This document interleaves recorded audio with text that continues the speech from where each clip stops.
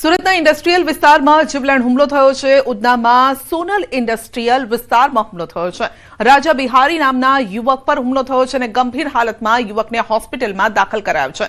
જૂની અદાવતમાં હુમલો કર્યો હોવાનું સામે આવ્યું છે। વિસ્તારમાં અવારનવાર અસામાજિક તત્વોનો આતંક જોવા મળ્યો છે અને પોલીસના પેટ્રોલિંગ પર સવાલો ઉભા થઈ રહ્યા છે। તો પરિવારજનોમાં રોષનો માહોલ છે। આરોપીઓ ખુલ્લેઆમ ફરી રહ્યા હોવાનો પરિવારનો આરોપ છે।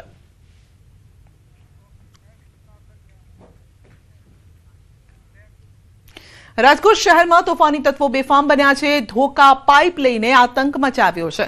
કટારિયા ચોકડી પાસેની સોસાયટીમાં સામાજિક તત્વોએ આતંક મચાવ્યો। 4 થી 5 લોકોએ પથ્થરોના ઘા કર્યા। મારામારીની ઘટના સીસીટીવીમાં કેદ થઈ છે। તો મોઢે રૂમાલ બાંધી પથ્થરો ફેંકતા જોવા મળ્યા છે। હાથમાં લાકડી દંડા લઈને મારામારી કરતા પણ જોવા મળ્યા છે।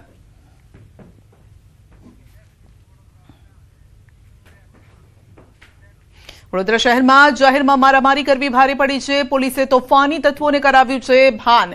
2 દિવસ અગાઉ કરી હતી મારામારી।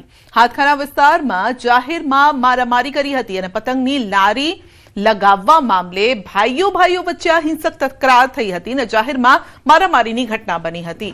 તો આ સાથે જ ભયનો માહોલ પણ સર્જાયું હતું કારણ કે મારામારી થઈ રહી હતી ત્યારે આસપાસના લોકો પણ ડરી ગયા હતા। હાથીખાના ગેટ નંબર 1 સામેની આ ઘટના છે જેના વિડીયો પણ સામે આવ્યા છે। કુંભારવાડા પોલીસે 4 શખ્સની અટકાયત પણ કરી છે અને કાન પકડાવીને કાયદાના પાઠ ભણાવ્યા છે। માફી પણ મંગાવી છે।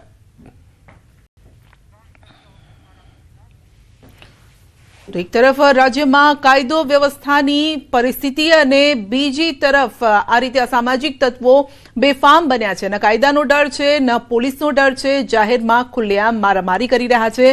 જાહેરમાં હથિયારો લહેરાવી રહ્યા છે અને આપ જોઈ શકો છો કે તેમને સીસીટીવીમાં કેદ થવાનો પણ ડર નથી। ઘણા લોકો એટલા માટે જ મોં પર રૂમાલ બાંધીને આવ્યા છે જેથી તેમની ઓળખ છતી ન થાય, પરંતુ તેમને નથી ખબર કે પોલીસ કોઈને પણ નથી છોડતી। આ રીતે જાહેરમાં કાયદો હાથમાં લઈ રહ્યા છે અને બીજાને પણ પરેશાન કરી રહ્યા છે, ડર અને ભયમાં મૂકી રહ્યા છે।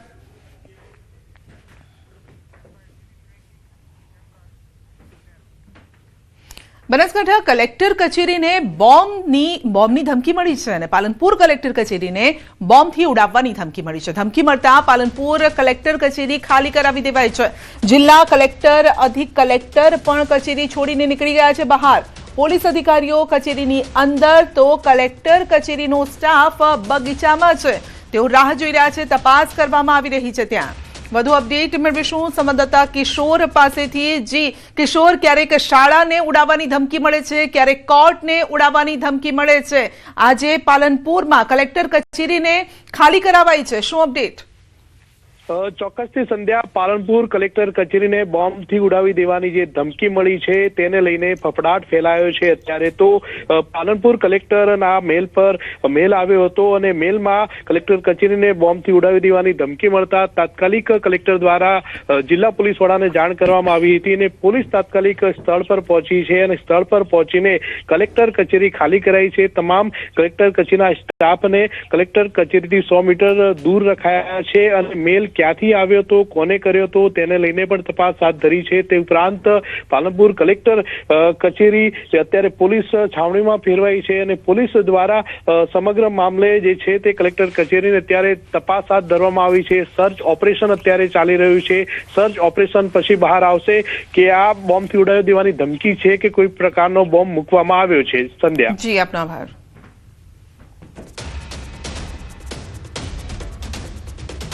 કુંકાવાવ તાલુકાના લુણીધાર ગામમાં રાત્રે ચોરીની ઘટના સામે આવી। સરધારા પરિવારના ખોડિયાર માતાજીનું મંદિર, જેમાં સ્વામિનારાયણ મંદિરમાં અજાણ્યા ચોરોએ ચોરી કરી છે। ચોરી કરતા ચોરો ખોડિયાર માતાજીના મંદિરના સીસીટીવી કેમેરામાં કેદ થયા છે, જેના દ્રશ્યો હાલ સોશિયલ મીડિયામાં વાયરલ થઈ રહ્યા છે। ઘટનાની જાણ થતાં તુરત જ પોલીસને આની જાણ કરવામાં આવી હતી અને ગામમાં સતત વધી રહેલા નાની મોટી ચોરીના બનાવોને લઈને ગ્રામજનોએ ચિંતા વ્યક્ત કરી છે। તો ખોડિયાર માતાજીના પવિત્ર મંદિરના પરિસરમાં ચોરી થવાની ઘટના સામે આવતા સમગ્ર વિસ્તારમાં ડરનો માહોલ છે અને રોષ પણ છે કે ચોર ટોળકી મંદિરને પણ નથી છોડતી, ભગવાનને પણ નથી છોડતી।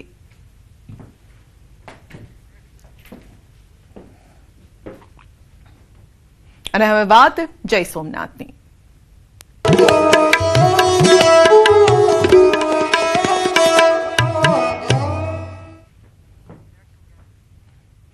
પીએમ નરેન્દ્ર મોદી 3 દિવસના ગુજરાત પ્રવાસે 10, 11 અને 12 જાન્યુઆરીએ પીએમ આવશે ગુજરાત પ્રવાસ. પીએમ મોદીનો મિનિટ ટુ મિનિટ કાર્યક્રમ, જેની માહિતી પણ સામે આવી છે. ન્યૂઝ 18 પાસે મિનિટ ટુ મિનિટ કાર્યક્રમ છે. 10 જાન્યુઆરીએ સાંજે 4 કલાકે પીએમ રાજકોટ પહોંચશે, જ્યારે રાજકોટથી સોમનાથ બાય રોડ જશે, જ્યાં પીએમ સોમનાથ ટ્રસ્ટના ટ્રસ્ટીઓ સાથે બેઠક કરશે. સોમનાથમાં પીએમ રાત્રિ રોકાણ કરશે અને જ્યારે 11 જાન્યુઆરીએ સવારે 9 કલાકે સોમનાથ મંદિરમાં દર્શન કરશે. બાદમાં 11 કલાકે શૌર્ય યાત્રાનું પીએમ કરાવશે પ્રસ્થાન અને જંગી સભાને સંબોધિત કરશે. તો બપોરના 1 કલાકે પીએમ મોદી હેલિકોપ્ટરથી રાજકોટ જશે અને જ્યાં રાજકોટ મારવાડી યુનિવર્સિટીના કાર્યક્રમમાં ઉપસ્થિત રહેશે. આ ઉપરાંત વાઇબ્રન્ટ ગુજરાતના એક્ઝિબિશનનું ઇનોવેશન પણ કરશે. તો આ સાથે જે બાદ રાજકોટથી પીએમ મોદી 5 કલાકે અમદાવાદ આવશે.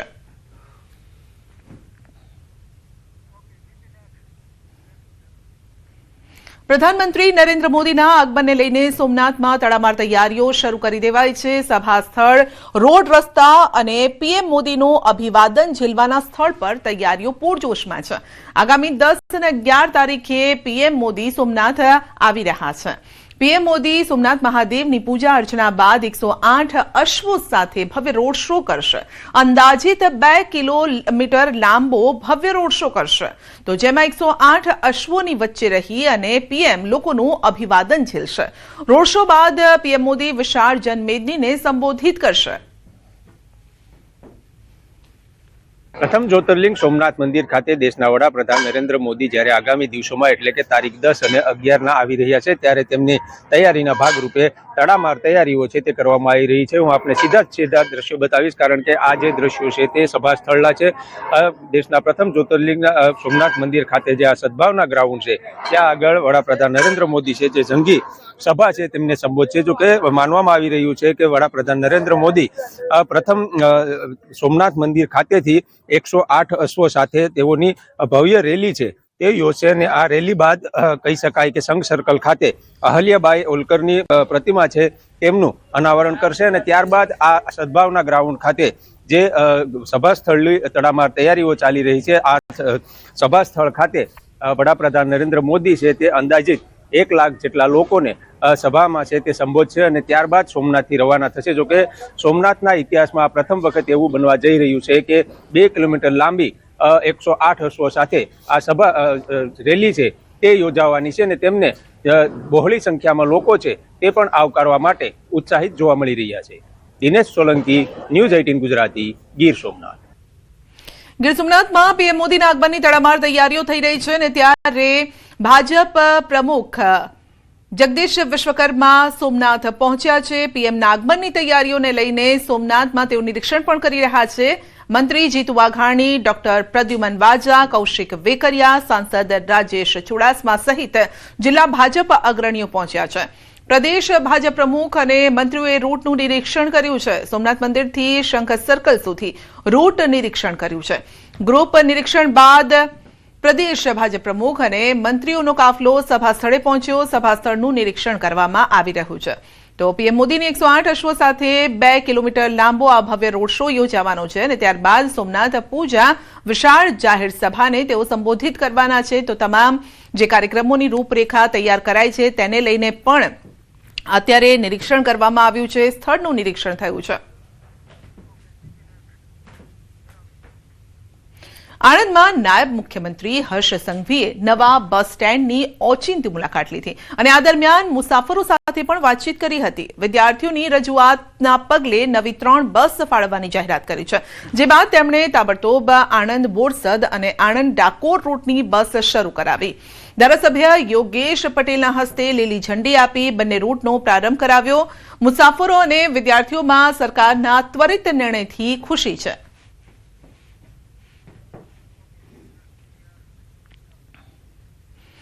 અંગદાન જનજાગૃતિ માટે નવી પહેલ કરાઈ છે. વિદ્યાર્થીઓને અંગદાન માટે પતંગ વિતરણ કરાયું છે. નાયબ મુખ્યમંત્રી હર્ષ સંઘવીના જન્મદિવસ પૂર્વે આયોજન કરાયું છે. નાયબ મુખ્યમંત્રી હર્ષ સંઘવીના હસ્તે અંગદાન અંગેના પતંગોનું વિતરણ કરાયું છે. વિદ્યાર્થીઓને પતંગ વિતરણ કરાયું. અંગદાન માટે કામ કરતા દિલીપ દેશમુખની હાજરીમાં વિતરણ કરાયું છે. અંગદાન મહાદાન સૂત્ર અંકિત પતંગો અર્પણ કરાયા છે. આવતીકાલે આપણા માનનીય ઉપમુખ્યમંત્રી શ્રી હર્ષભાઈ સંઘવીનો જન્મદિવસ છે. હું છેલ્લા 6 વર્ષથી સતત અંગદાન જાગૃતિનું કામ કરી રહ્યો છું અને દરેક પ્રસંગે અંગદાનનો મેસેજ મળી જાય એટલે એમના જન્મદિવસ નિમિત્તે આજે એમના હસ્તે નર્સિંગના સ્ટુડન્ટ્સને સરસ પતંગ વિતરણ કરીને અમે આ અંગદાન મહાદાનનો મેસેજ સમાજમાં જાય. આજે પણ આપણે ત્યાં અનેક લોકો અંગોની પ્રતીક્ષામાં મોતને ભેટે છે. અનેક લોકો મોતનો ઇંતજાર કરે છે. આપણા જ દેશ બાંધવોનો મોતનો ઇંતજાર સમાપ્ત થાય એટલા માટે અંગદાનનું આપણે કામ કરી રહ્યા છે. છોટાઉદેપુરના